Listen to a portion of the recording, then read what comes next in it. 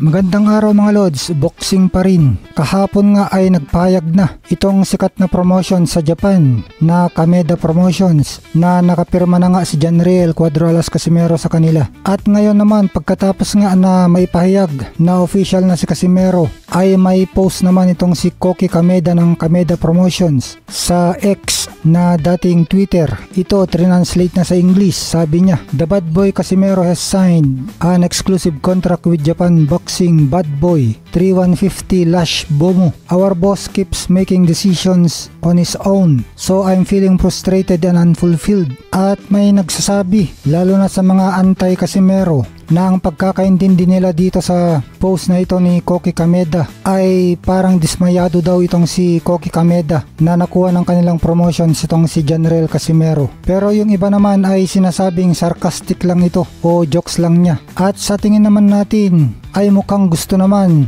ni Koki Kameda na nahawakan nila si Casimero ngayon. Dahil dito sa post, sinabi niya na kagaya nga daw ni Casimero ang kanilang promotion dahil maangas din at bad boy ang kanilang promotion na 3150X Lash Bomo. Kaya tingin natin na mukhang proud itong si Koki Kameda na nakuha nila si Casimero. Alangan naman na titirahin niya ang kanyang boss sa social media, di tinanggal siya. Kaya itong sinabi niya na laging nagdedesisyon ang kanilang boss sa sarili niya at dismayado daw siya, ay tingin natin na sarcastic lang ito o jokes lang. Pero ang totoo talaga, parang sinasabi ni Koki Kameda na tama si Casimero na mapunta sa maangas din na promotion nila. Kaya tingin din natin na baka nga gawing mukha ng kanilang promotion si Casimero ang angas ng Pinas. Makakasama ni Casimero sa Kameda Promotions ang isa pang maangas sa Pilipinas na si Kenneth Lover. Kaya mahusay talagang pumili itong Kameda Promotions ng kukunin na Pilipino boxer. Pareho sina Casimero at Lover na exciting ang estilo sa boxing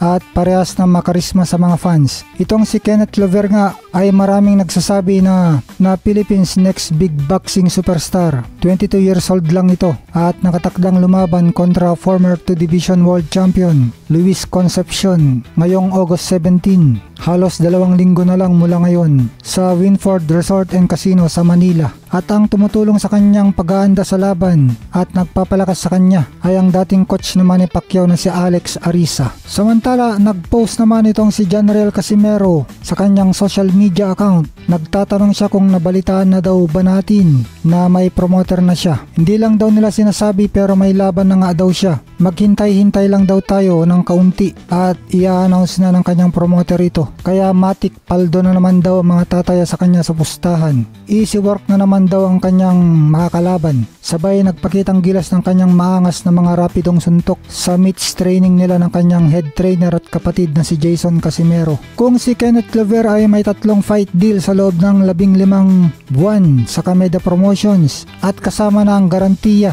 na bibigyan siya ng isang world title fight sa deal nila. Ano naman kaya ang nasa loob ng kontrata ni Casimero? Sana ay may deal din na world title fight para maging world champion ulit para magkaroon ng tsansa na makapanood tayo ng magandang bakbakan kontra Naoya Inoue. Malamang sa featherweight division na ito magaganap. Ayon kay Casimero na wala daw silang manager at miyembro lang ng team niya ang direktang nakipag-negotiate sa mga tao ng Kameda Promotions. Kaya ayos yan. Walang katkong na commission sa kikitain ni Casimero at siguradong matatapos na ang pinapagawang bahay ng kanyang kapatid na si Kuya Lods Jason Casimero.